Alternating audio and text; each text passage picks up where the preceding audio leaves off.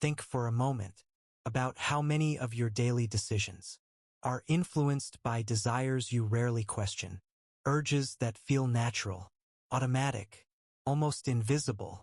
Now imagine that within you, there exists a force so intense that when left unchecked, it slowly weakens your discipline, clouds your judgment, and fragments your sense of self. But when understood and consciously directed, this same force becomes one of the greatest sources of strength, clarity, and personal power. Friedrich Nietzsche believed that desire was never merely a biological impulse. He saw it as raw psychological energy, capable of shaping destiny, and he warned that when pleasure becomes habitual, when desire becomes a refuge, the individual loses something priceless, long before they realize it. Today, you will explore how desire transforms into power, how it influences your mind, your behavior, and your identity, and why ignoring this transformation turns a person into a prisoner of their own instincts. Stay with me until the end, because the final insight is the one most people never confront. Imagine accessing a deeper source of vitality, spoken of by philosophers, mystics, and psychologists for centuries, from Nietzsche's philosophy to Carl Jung's psychology, from ancient traditions to modern neuroscience, all point toward the same truth. Energy that is wasted compulsively weakens the individual. Energy that is mastered elevates them. Nietzsche understood something that remains deeply uncomfortable. Even today, that pleasure, when pursued without awareness, does not liberate, pacifies. It turns life into a series of reactions, rather than a conscious creation. The person believes they are free because they follow desire, but Nietzsche saw this as the opposite of freedom. True freedom, he argued, belongs only to those who can command their impulses.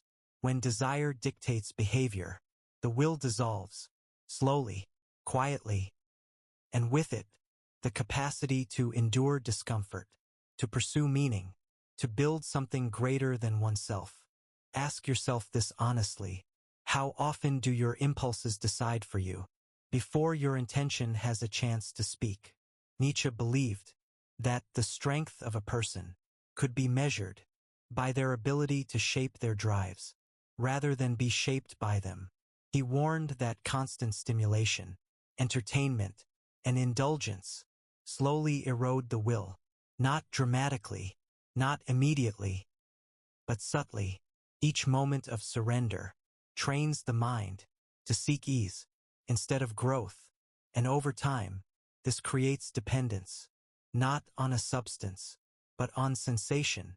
The individual becomes restless, unable to sit with themselves, unable to tolerate stillness.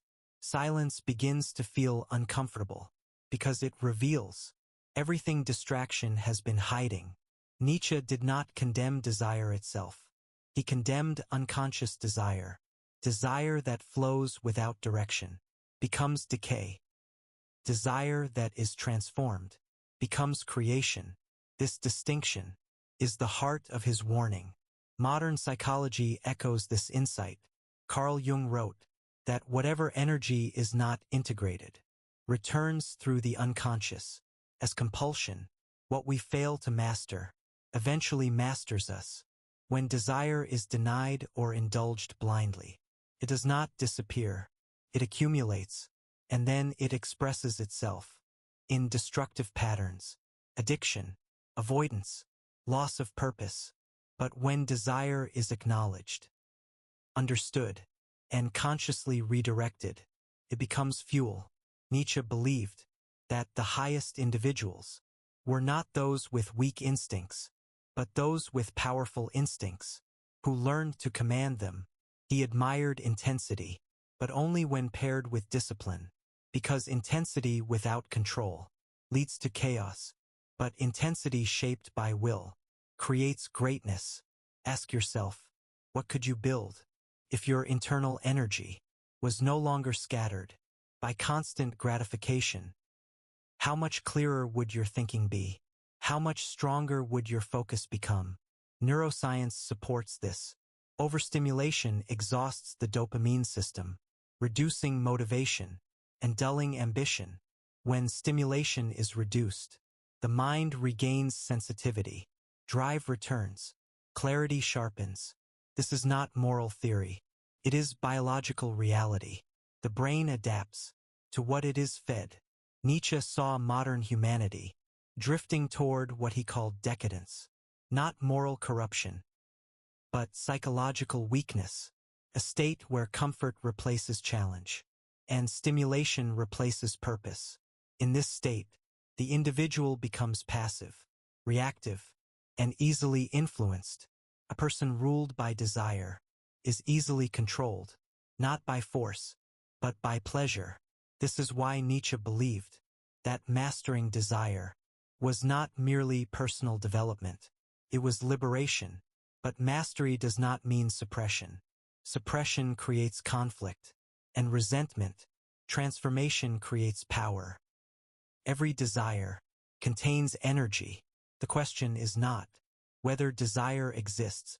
The question is where that energy flows. When desire flows downward, into distraction, fantasy, and compulsive release, the individual weakens. But when desire flows upward, into creation, discipline, and purpose, the individual evolves. Ancient traditions understood this intuitively. They spoke of refining energy, rather than wasting it. Modern psychology calls this sublimation, the transformation of instinct into higher expression.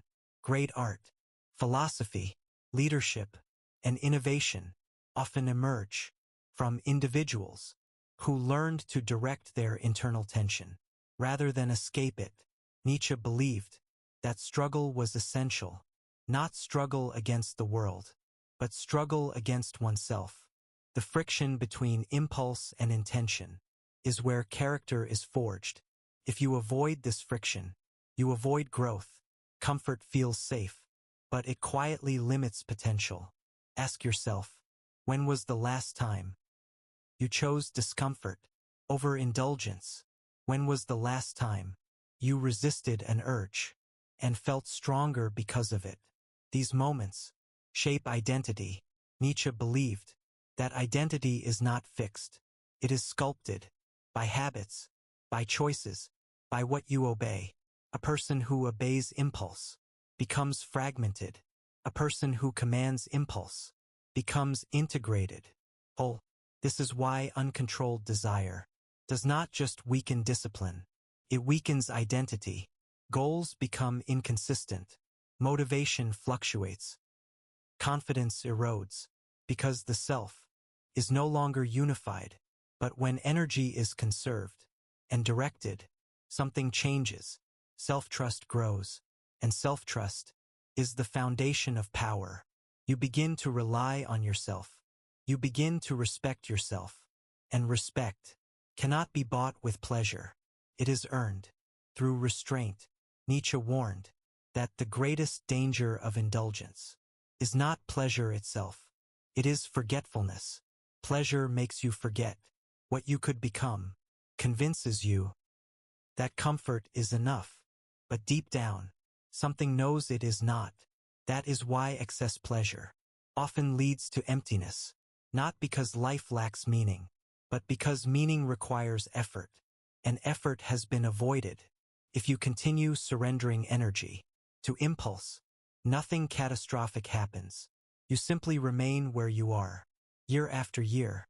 But if you begin transforming that energy, your will strengthens, your focus sharpens, your presence deepens, and slowly, you become someone who commands their life instead of reacting to it. Nietzsche believed that this was the path to what he called the higher self, not a moral ideal, but a psychological state where instinct serves intention and desire fuels creation. This transformation does not happen overnight, but it begins with awareness, with seeing desire not as an enemy, but as raw power, power that must be shaped. The question is not whether desire will exist tomorrow. The question is, who will be in control? Because in the end, the strongest individual is not the one who feels nothing. It is the one who feels deeply and directs wisely, and that choice is always yours.